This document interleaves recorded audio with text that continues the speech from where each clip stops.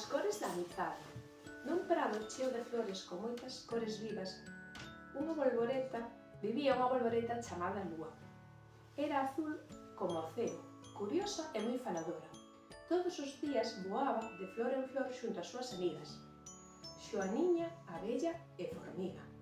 Lúa era quen de atopar a beleza en todas partes, das gotas de orballo que brillaban como diamantes, no canto dos paxaros e mesmo no vento que facía bailar as ás. Un día, mentres xogaban a esconderse entre as margaridas, viron algo novo, unha bolboreta que voaba moi baixiña, con as grises e sin ningún brillo. Parecía triste e un pouco asustada.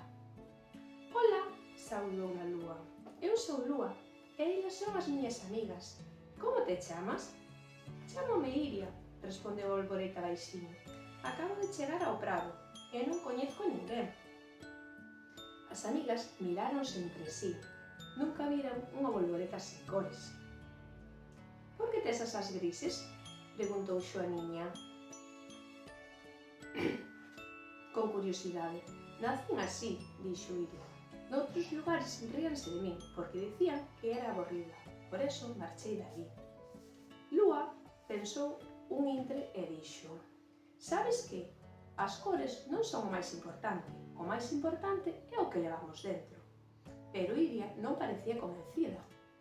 Cada vez que miraba arredor e vía o prado cheo de bolboretas de cores, sentíase que era invisible.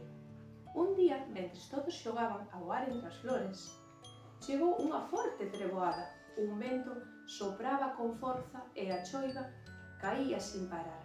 As bolboretas buscaron refuxio. Unhas delas, a Abella, quedou atrapada nunha flor mollada.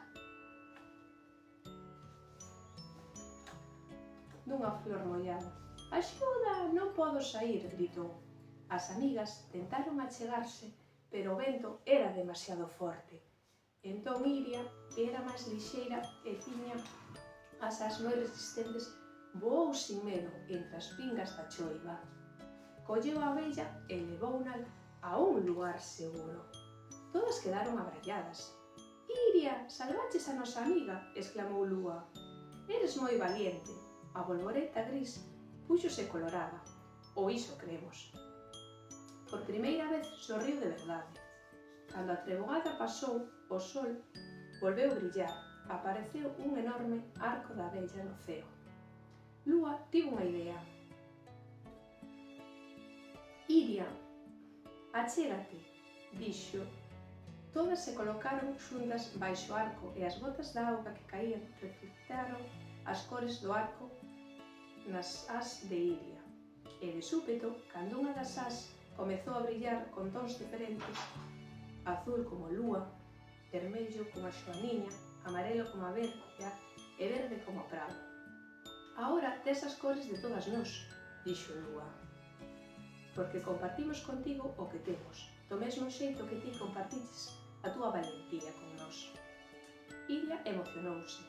«Entón, xa non son diferente?» «Claro que sí», respondeu Lúa. «Pero ser diferente é o que te fai especial. No noso prado todas as cores son necesarias. Todas xuntas fan o arco da amizade». Desde aquel día, ningunha bolboreta decidiu rir doutra, e cando chegaba alguén novo ao prado, Iria era a primeira en darlle a benvida. E así aprenderon todas a que a igualdade non significa ser iguais, senón valorar as amizades, axudarse unhas ás outras.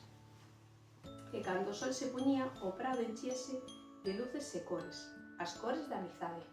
Fin!